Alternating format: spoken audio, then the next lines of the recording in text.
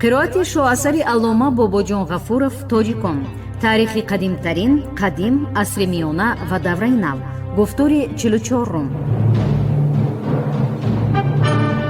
اثری تاجیکان شعله‌ای بود که به صحیفه های تاریک و فراموش گشته تاریخ ملت تاجیک روشنی انداخته، پدیده های خودشناسی و افتخار ملی را تکمیل داد.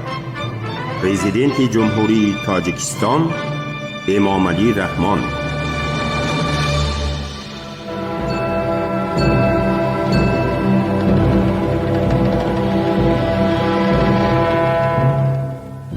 خلق‌های آسیای میانه در عصر 6 و ابتدای عصر 8.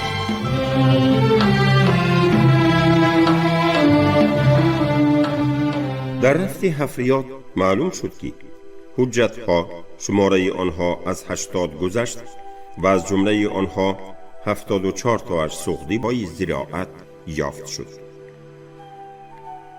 تمام این بازیافت فراوان درباره خصوصیت مدنیت مادی سوختیان بار اول معلومات مفصل داد و کشفیات حجت‌های خطی که بازیافت بی امثال دوران حساب می شد درک می داد که بعد کشادن رمز آن راجع به تاریخ و مدنیت معنوی مدرکات گرانبها به دست خواهد آمد.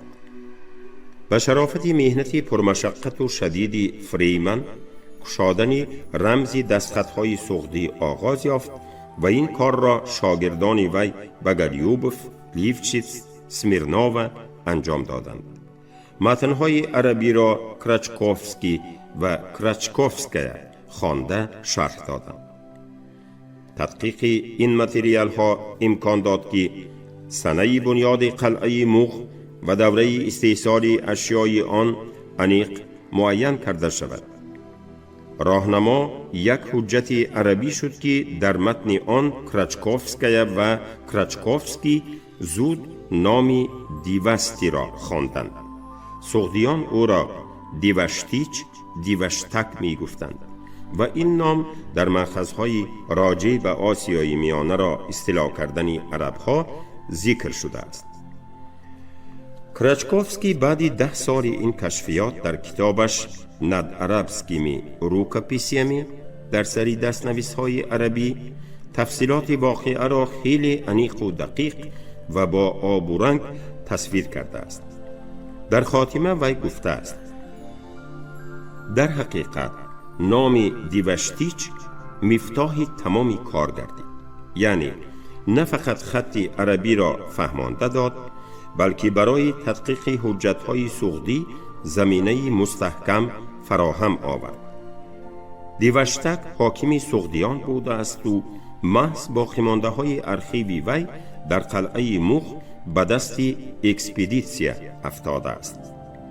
نام دیگر واری عرب که دیوشتیچ مکتوب را به وی ارسال کرده بود به آسانی معین شد و محض همین نام امکان داد سنه مکتوب انیق کرده شود و آن سال 100 هجری، یعنی تقریباً سالهای 718 719 ایره نو بوده است.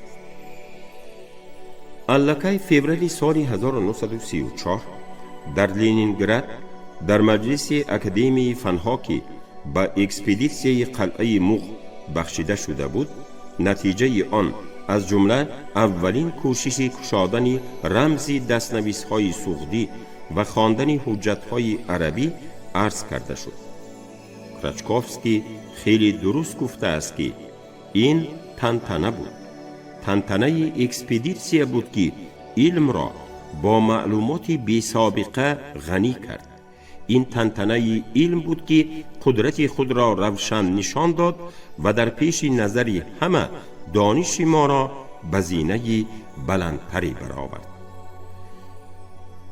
فقط همین را علاوه کردن در کار که به این تنتنه هم یک پادبان عادی و هم کاتب ریکام پارتیا و هم راهبران اداره های ریسپوبلیکوی و هم شرق شناسان عالم شمول سویتی سهم خود را گذاشتند.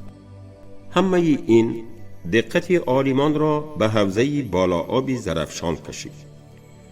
در آن وقتها در تاجیکستان مؤسسه‌های ارخئولوژی وجود نداشتند، ولی عالمانی بودند که می‌خواستند گذشته ریسپوبلیک را تدقیق نمایند. یکی از همین گونه آدمانی تشبسکار ارخئولوژی کشورشناس چیلیتکا نام شخصی کاردانی با غیرتی بود. وی سالهای 1934 1937 حوزه بالا آب زرافشان را تدقیق کرده از جمله در پنجکینت قدیم اندک حفریات گذراند. از اخباری مختصر و بی‌رابطه گزیته ها درباره این حفریات معلومات مفصل گرفتن ممکن نیست، ولی شبهه‌ای نیست که نتیجه این حفریات خیلی خوب بود. ولی توصیف بازیافت‌ها بسیار کمبودی‌ها دارد. اما در عین حال باید اقرار کرد که چیلیتکا اهمیت دیمنه پنجکینت قدیمه را درست معین نمود و آینده آن را نیز درست پیشگویی کرد که به طفیل تحقیقات این دیمنه یک شهر کلان بطون پدید می آید که پیش از استیلای عرب ها وجود داشت و به این شهر تأثیر عصرهای من بعد نیست، زیرا بعد در ابتدای عصر 8 خراب شدند مردم دیگر به اینجا منزل نکردند. به طفیل حفریات بسیار اثرهای صنعت، تمغه‌ها و سفالات یافت شد.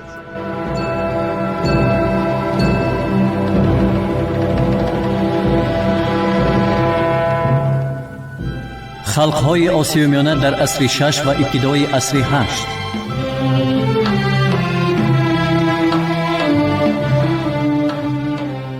ولی تحقیق علمی پنجکینت فقط پس از 10 سال آغاز یافت. سال 1946 اکسپدیسیه ارخئولوژی سوختشناسی تاجیک نام اکسپدیسیه کلان علمی تشکیل کرده شد.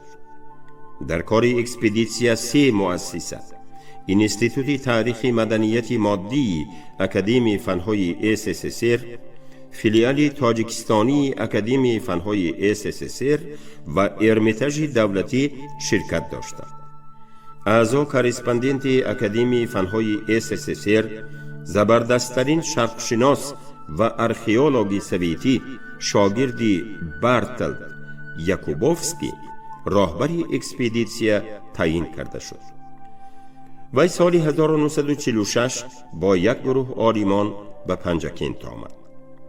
یاکوبوفسکی دیمنه را با دقت تفتیش کرد و با معلومات چیلیتکا شناس شده به خلاصه آمد که در این محل حفریات کلان تشکیل کردند در کار.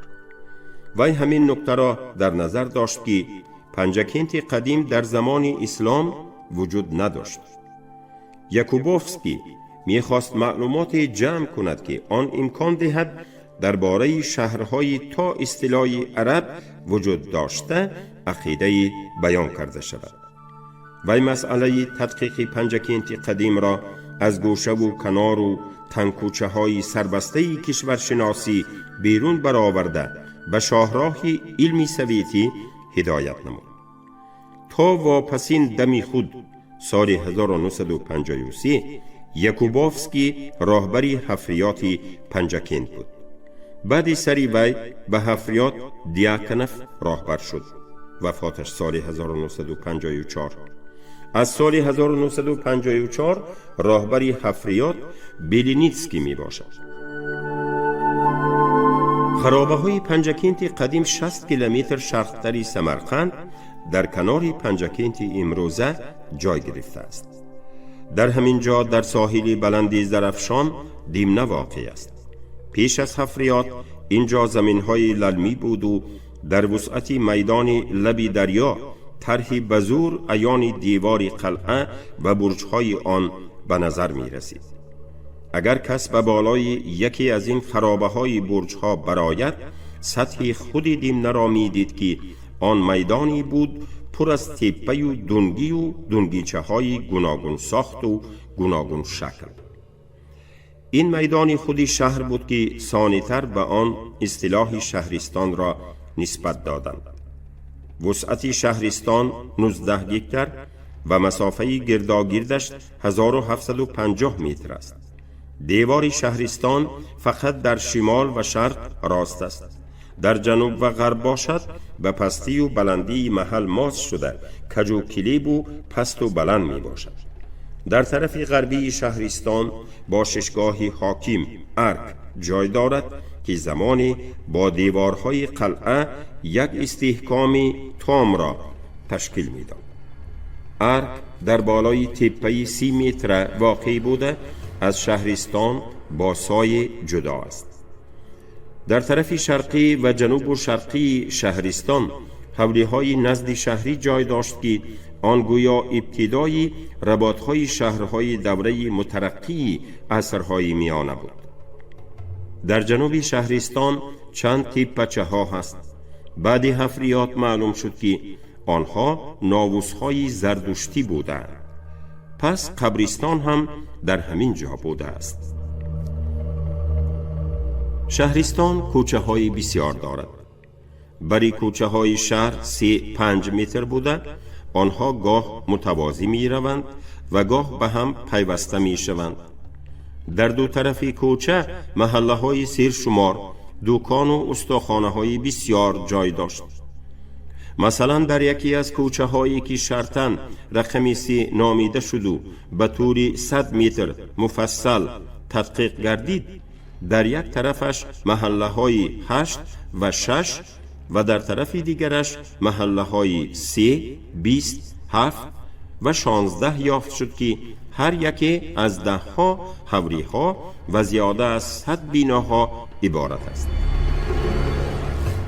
مثلا محله استقامتی که شرطاً ابیکت 3 نام گرفت در گوشه شمال و شرقی شهر جای دارد و راست کنجه تقریباً درستی می باشد که از شمال به جنوب طول کشیده اندازهش 190 بر 35 متر است.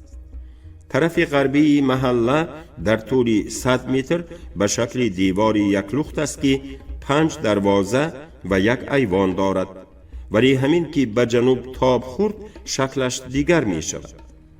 طرف شرقی محله خیلی بسیار دروازه و ایوان دارد. به عقیده بلشکوف تمام محله از 8 حوری عبارت بوده. در هر یک حوری 10-15 عمارت است. حولی از بینای بالا خانه‌دار عبارت می باشد که از خانه پایان به خانه بالا با راه مایل به بلندی برآمدن ممکن است. مرکز حولی تالاری کلانی 4 کنجه می باشد. دیواری قفس و بلندی بی دروازه یک حولی را از دیگر حولی جدا کرده است. ساخت ابیکت 6-13 نظر به ابیکت 3 آنقدر با ترتیب نیست.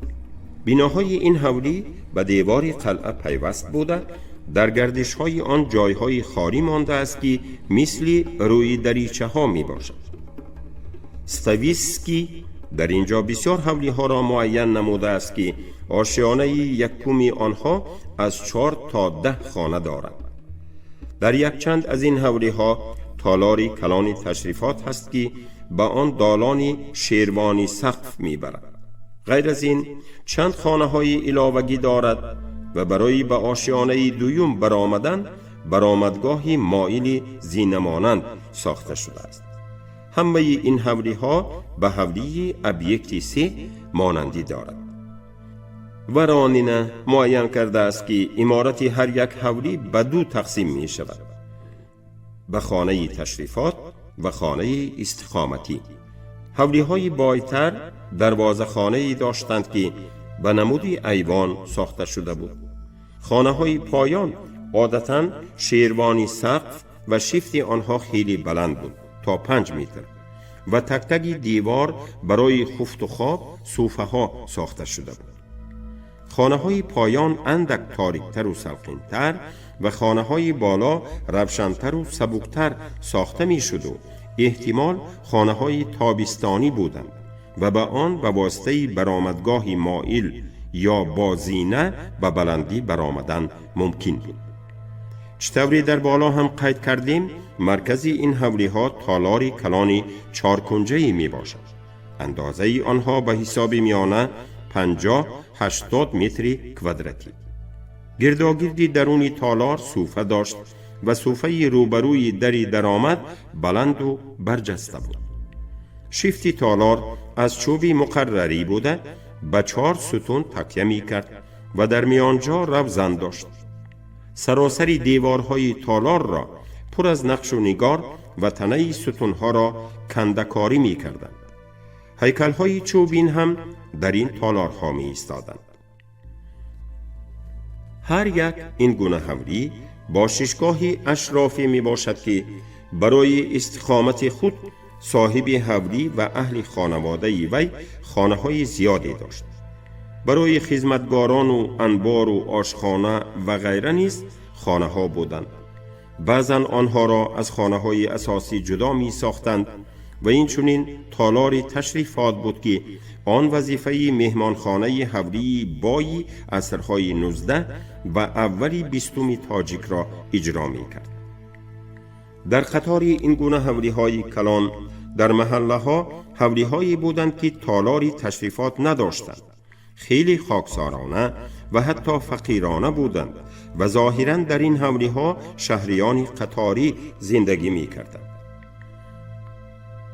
یکی از حولی های ابیکت 6 ساختی مخصوص دارد.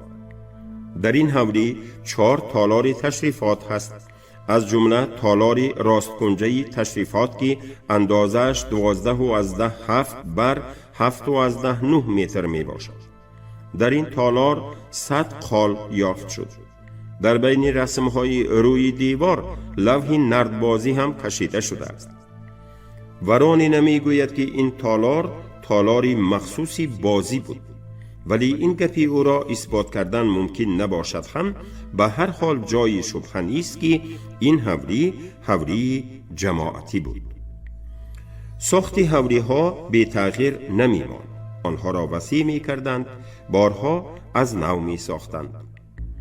در سالهای آخر معین شد که خانه های علاهیده بعضاً عبارت از 2 قسم سری کوچه ها که بی واسطه به کوچه در داشتند چگونه خانه ها بودند. در جای تدقیق شده 4 کوچه زیاده از 40 عدد این گونه خانه ها برآمد. در بعضی این گونه خانه ها کوره، پاره های پخش شده آهنی گداخته، داش های پوری دژغال و دیگر آثاری کسبی هنرمندی پدید آمد. در همه این خانه ها نسبت به دیگر نوع خانه ها تنگه بسیار یافت شد. بلینیتسکی می گوید که این خانه ها استاخانه یا دکان می باشند و یا هم استاخانه و هم دکان می باشند و این ادعای او را به اساس گفتن ممکن نیست. یک سلسله این گونه خانه ها پیوسته به یک حولی خیلی بای ساخته شده در پیش میدانچه دارد که به کوچه می براید و شماره آن خانه ها به 11 می رسد.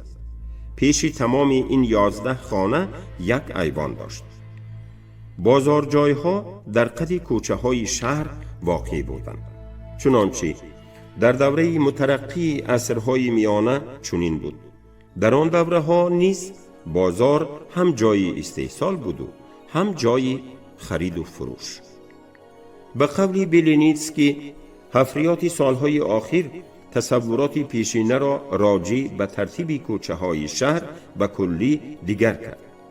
معلوم شد که کوچه های شهر کوچه های راست و به ترتیبی می باشند و خانه ها را به محله های معین تقسیم می کنند.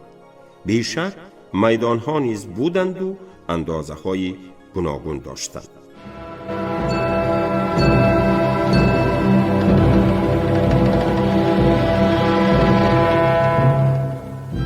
خلق‌های آسیای میانه در عصر 6 و ابتدای عصر 8.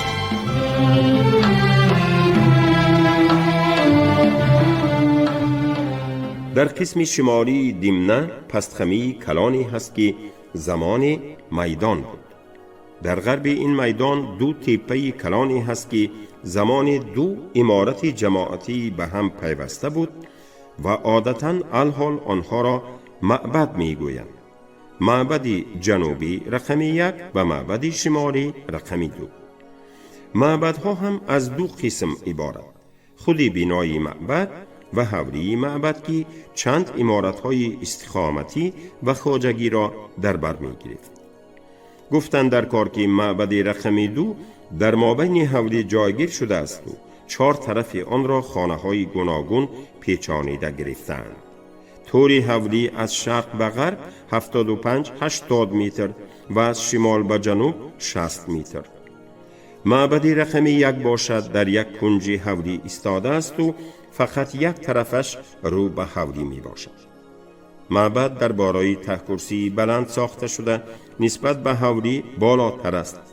کس همین که به حولی در آمد راست روبروی دروازه در پیش معبد راهروی بالا پوشیده دو طرفش گشاده ای را می دید که بامش بر 6 ستون استوار بود. طول این راهرو قریب 21 متر است.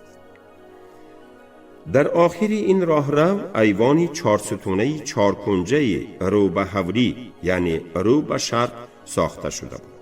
اندازه این ایوان در یک معبد 758 بر 8.1 متر و در معبد دیگر 8.1 بر 10.3 متر.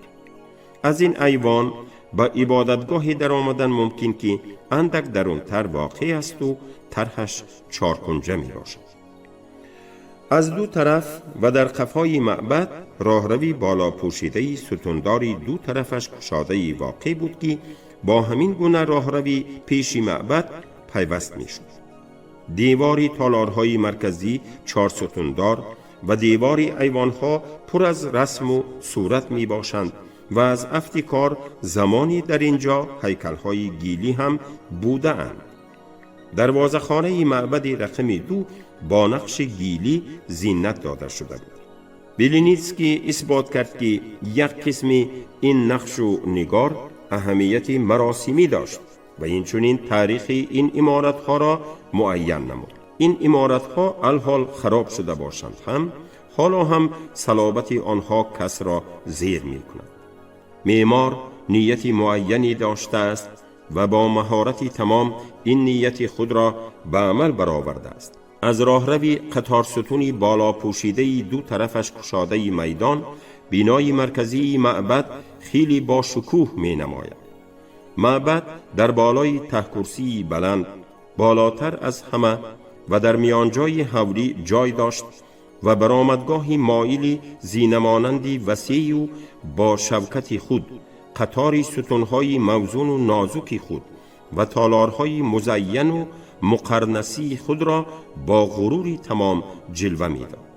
عجب نمودی داشت قطاری نظرربای ستونهای آن، نقشی نزاکت‌آمیز و پرلطافتی ستون و مجسمه های آن و سحرگاهان.